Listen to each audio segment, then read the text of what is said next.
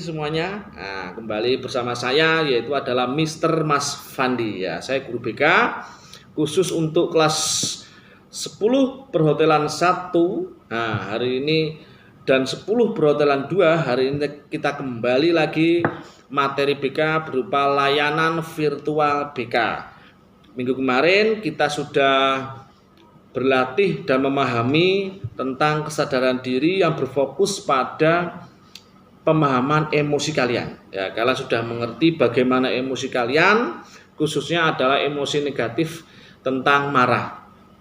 Kalian tahu bagaimana kondisi-kondisi kegiatan yang bisa membuat kalian marah, yang bisa membuat kalian senang. Hari ini kita akan berusaha untuk mengelolanya, yaitu masuk dalam manajemen diri, yaitu adalah manajemen emosi. Kita berlatih ya, meningkatkan keterampilan kita supaya kita bisa mengelola emosi kita dengan baik. Supaya apa? Supaya kemampuan akademik kalian dan keterampilan emosi atau sosial emosional kalian bisa setara, sejajar, dan bisa menjadi optimal nanti. Itu aja. Langsung saja kita masuk dalam materi manajemen emosi, khususnya adalah mengelola marah ya. Kalian sudah minggu kemarin sudah Bapak kasih pertanyaan pematik bagaimana kondisi-kondisi kegiatan yang bisa membuat kalian marah. Nah, coba kalian sekarang berpikir ulang ya, kita berpikir fokus ya. Contohnya seperti ini. Misal suatu kejadian itu membuat kalian marah. Bagaimana sih supaya kita itu tidak marah? Karena apa? Manusia marah itu adalah normal. Tapi kalau terlalu sering marah itu menjadi tidak normal, berbahaya untuk kesehatan jiwa, kesehatan fisik ya, kesehatan psikologis itu sangat berbahaya. Akan mempengaruhi kesehatan kalian secara menyeluruh. Nah, biasanya orang kalau terlalu sering marah itu biasanya akan terkena penyakit darah tinggi. Nah, bisa stroke juga. Itu mengakibatkan saraf-saraf dalam kepala bisa pecah. Nah, itu hari ini kita berusaha untuk mengelolanya agar kita bisa lebih sabar. Coba kalian pahami kondisi yang membuat kalian marah. Dibayangkan dulu. Kalau sudah ketemu, ya itu adalah faktor pertama. Kata kunci utama orang untuk bisa mengelola marah adalah diam. Diam. Misalkan kalian menghadapi suatu kondisi atau permasalahan yang membuat kalian marah, adalah diam.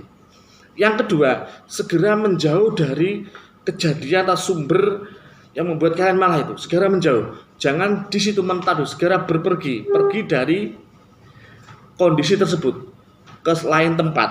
Nah, yang kedua, kalau bisa, kalau kondisi kalian sudah itu marah itu banget, hindari untuk melakukan kontak fisik maupun kontak sosial maupun berbicara kepada orang lain. Alangkah baiknya adalah menyendiri. Nah, menyendiri dulu. Kalau sudah, silakan hirup napas melalui hidung, ya, keluarkan melalui mulut, ya, hirup lagi sampai paling gak 5 kali.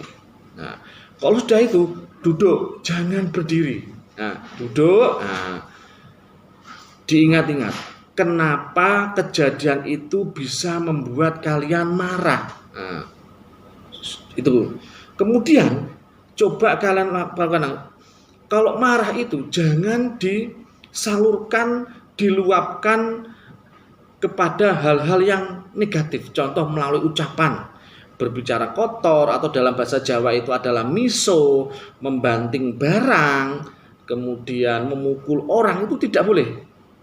Diam dulu, duduk, hirup napas, diingat-ingat. Nah, kenapa kejadian itu bisa terjadi? Terus selanjutnya, kira-kira kalau kamu melakukan kegiatan negatif untuk menyalurkan kemarahanmu, mengekspresikan kemarahanmu itu, apa nanti akan terjadi? Nah, ingat, jangan berpikiran pendek, berpikirlah jangka panjang yang nantinya tidak akan menimbulkan penyesalan buat kalian. Nah, itu ya. Nah, kemudian langkah selanjutnya adalah kondisi misalkan hati kalian sudah tenang, pikiran tenang, segera buat tidur. Karena tidur adalah suatu cara yang ampuh untuk menenteramkan hati dan pikiran.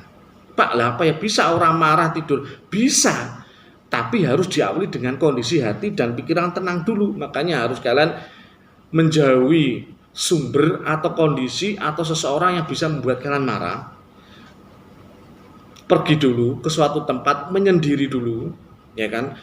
Duduk, hirup nafas, bayangkan kenapa itu bisa marah, dan bayangkan juga, misalkan kamu melakukan hal-hal negatif itu, apa yang akan terjadi?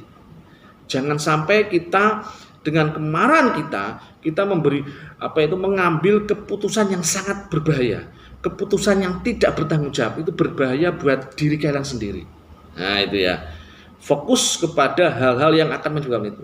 Kalau sudah semua kalian lakukan, menghindar dari tempat yang membuat kalian marah, sumber permasalahan itu, ibaratnya menyendiri atau tempat yang sepi, duduk, menghirup nafas, menenangkan pikiran dan hati, membayangkan penyebab hal itu membuat kalian marah, kemudian hal-hal apa yang bisa terjadi jika kamu meluapkan emosi kamu itu, ya kan? Nah, setelah itu kalian lakukan, yang terakhir adalah tidur. Nah, kalau udah tenang silakan segera tidur.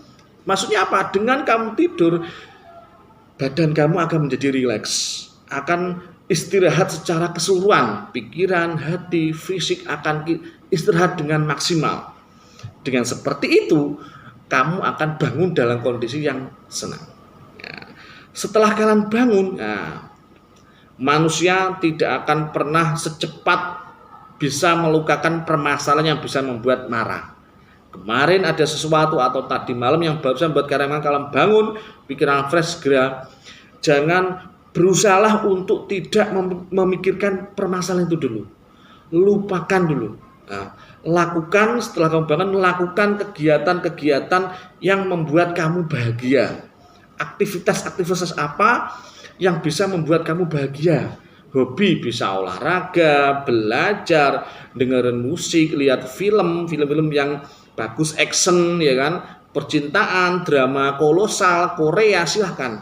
Sesuatu yang buat kalian bahagia dilakukan dulu. Nah, setelah kalian lakukan, kondisi badan tenang lah. Itu kalau kamu rutin kamu lakukan, kamu akan bisa mengendalikan emosi negatif kalian, khususnya adalah marah.